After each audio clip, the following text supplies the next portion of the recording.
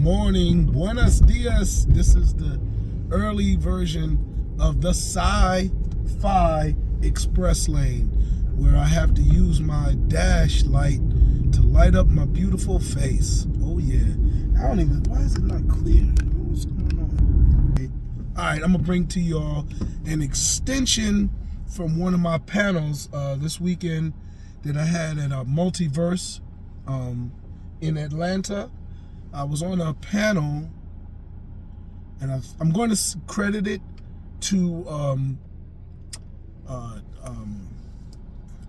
the Folklore panel. I was on there sitting next to Gerald Coleman, a writer out of Atlanta, and we were talking about folklore, mythology, and all that different stuff's impact on writing. And we mentioned, or in the panel, I mentioned to answer the question, what is the future? How do you see, folklore and mythology in books and stories and in the future? And to be honest, I told them, I said, everybody thinks the LGBT and the black and the female leads, black inclusion, the female leads are all you have to do, and all of a sudden, you have a story that would be something that everybody wants. Dr. Jekyll in the LBGT, element. He's a gay Jekyll, and then he turns into a straight Mr. Hyde. Holy moly, you know what I'm saying? Or you do Freaky Friday, who knows? And people think that's all you got to do a remake and make it relevant. And I introduced the term, it's got to satisfy the Google diggers. And what I mean by Google diggers are, we live in the technology age where research is made as simple as typing in a phrase, a title, a name, a place, and you will get probably 70% of the available material on said Googled item.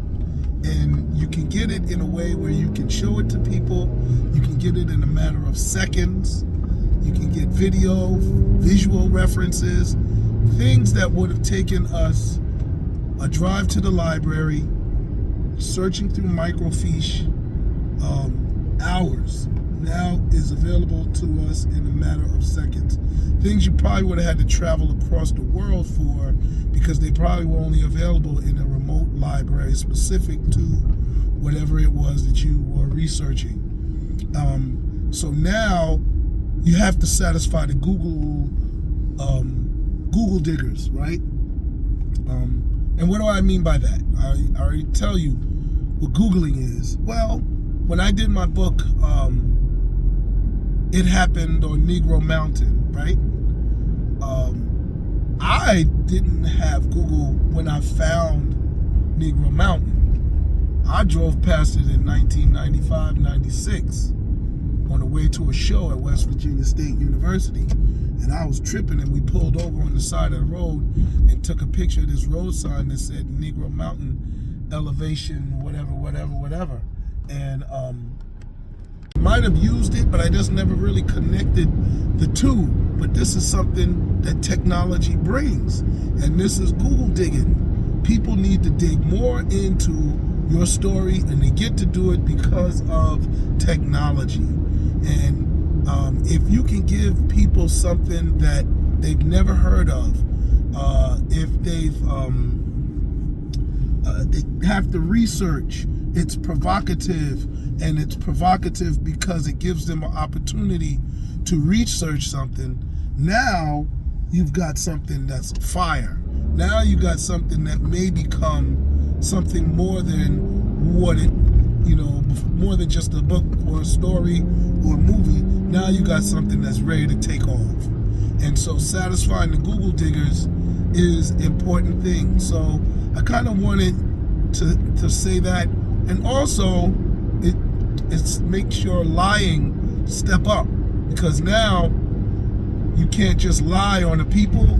a place or a thing, you've got to have an explanation for your distortion from the truth, because the people are going to be able to find out the truth.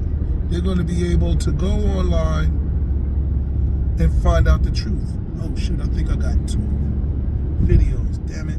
Might have to do this whole thing over. Alright, let me get out of here.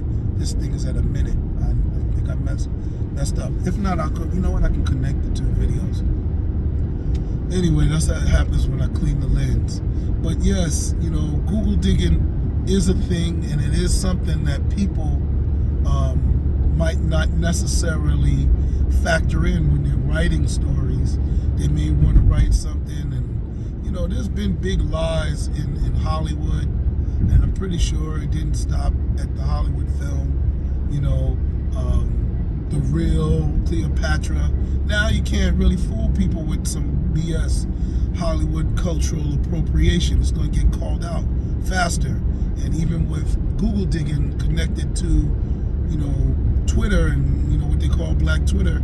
And I don't know when they call something that goes viral, but now you can get canceled real quick. I think the woman King suffered from that and survived from it, but the internet is unapologetic. These people that condemned the woman King without seeing it didn't Google, right? They have Google, and then when the movie came out, something other than what they expected or they predicted, they warned people against. There's no apology. The apologies don't go out as big as they don't do an hour and 40-minute apology video. They do half a minute, somewhere in a bigger statement. It comes with a whole bunch of buts. So it's really horrible that things like that happen. But, Google is a starting place. It is how even well-researched researchers use, is a tool, but it's not something that produces 100% clear answers, because you find so many different things. It's like even with the this flat earther thing, there's some, facts are sometimes subject to interpretation, and it's that interpretation that can be confusing and create 2 sides of something. Did Columbus discover America? There were people here already. How do you discover people? Well, did the Spanish people know about it? Well, then he discovered it for the Spanish people. Now what do you do? So anyway, I don't know how long my video is going to be when I put them all together, but that's really it. I just wanted to do a little piece on Google digging because of this panel I was on in Atlanta at Multiverse, and I thought it was such a cool concept, to think about and use when you're putting your stories together and your products out to satisfy the Google diggers. Maybe even have a glossary of Googleable terms, maybe something like that to market the book or to enhance their reading experience when they do read the book, guide them to some things they can Google, like a footnote, and a Google footnote. And I'm pretty sure people have done it before, but I don't know if they've done the terms. I remember my first book, Gold Digger Killer, I put study group questions in the back of it, 10 study group questions, because some, book clubs were really popular in the early 2000s.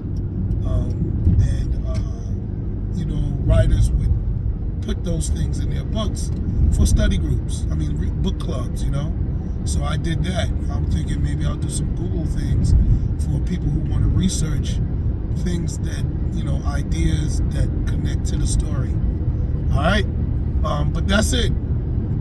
Google digging is a thing, term coined by yours truly, Jeff Carroll. Peace, y'all. Out.